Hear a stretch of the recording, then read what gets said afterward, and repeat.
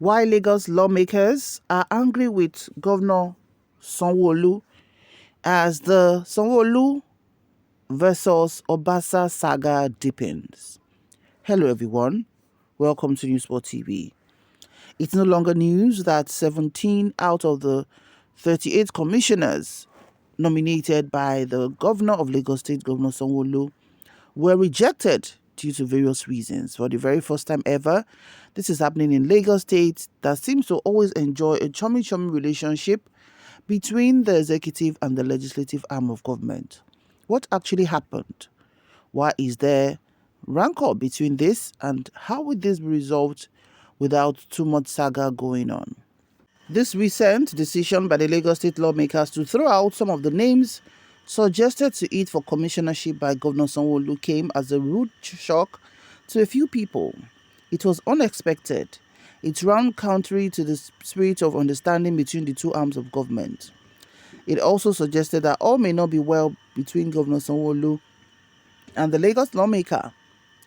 The lawmakers dropped former Health Commissioner Abayomi Egube Omotosho, 13 others, whilst declared Wahab Pedro Olusoya, Idris Aregbe, and 18 others.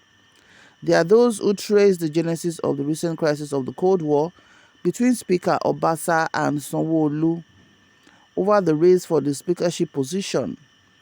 Sanwo Olu was said to have supported Honorable Abiodun Tobun against Obasa, and after several interventions, Obasa scaled through.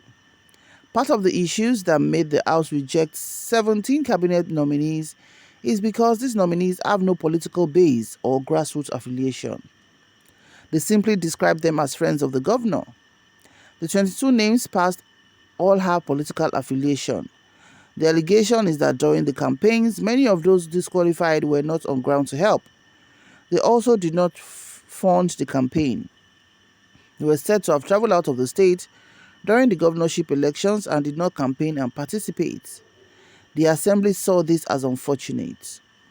And the fact that some of them did poorly during the screening was also an issue. But surprisingly, many saw it coming because it was gathered that the governor had been forewarned not to return as commissioners some of his old cabinet members who didn't work for his return during the campaign.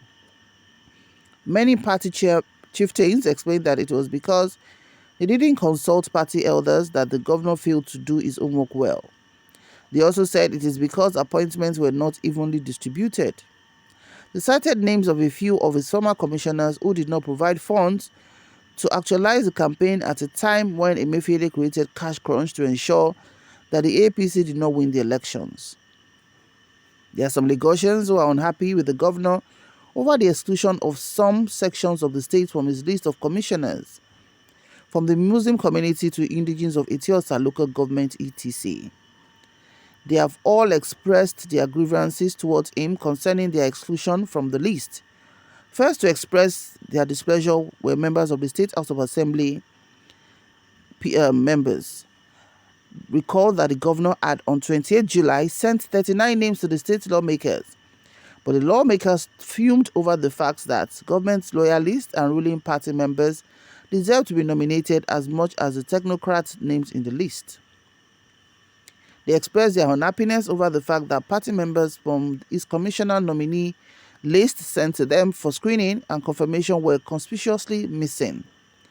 The members are of the opinion that some of the party members who worked assiduously for the return of Sanwo Olu for a second term when it looks like the odds were against him needed to be rewarded with some slots in the commissioner's list.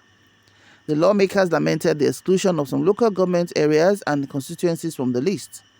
They argued that those who sacrificed their ambitions from the party or lost during the last election should also have been nominated as commissioners and special advisors, as they could still serve the people in other capacities. Similarly, indigenes of Etiosa local government, which comprised of community chiefs, religious leaders, political stakeholders, students, etc., protested the alleged exclusion of their indigenes in Sanwo Olu's government. They alleged that outsiders had been listed as indigenes of their local governments among the 39 commissioner nominees and special advisors sent to the Lagos State House of Assembly for screening and confirmation. These they consider as an anomaly. They therefore called on the governor to redress the same as a matter of political and constitutionally imperative by ensuring that Etiosa indigenes are adequately represented. Also, the Muslim community in the state equally expressed their grievances. Unlike the lawmakers and the indigenes of Etiosa, their grievances stem from the fact that there are more Christians in the list than there are Muslims.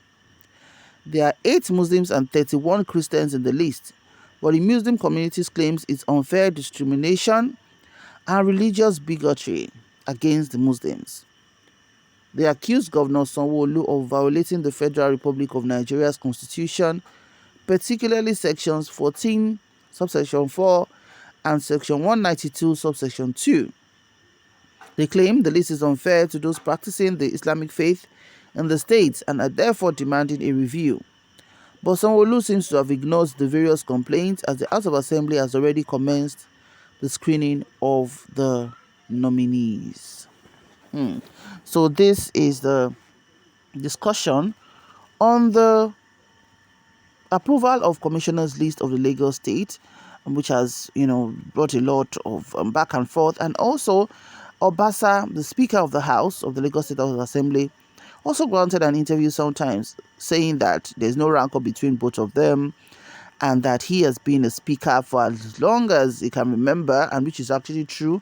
I think he's served almost 4 terms or even more, and that so there's no rancor. But of course, the undertone connotes that even if there is, and with all these reasons listed from different angles, he's not surely going to come out to do that. But there's always a way that the party seems to always seem to maintain the friendship between executive and legislator. But the fact that the governor would have preferred Tobun as the speaker without backing up Obasa for another term, well, would give an aspersions to that. What's your opinion? Lagos State or everywhere in Nigeria needs leadership who are intentional and ready to get the job done. And that is all what Nigerians are asking for, which is not too much. What's your opinion? Please drop it in the comment section below. Thank you so much for watching. Do remember to like, share, and subscribe to our channel. We'll see you in the next video.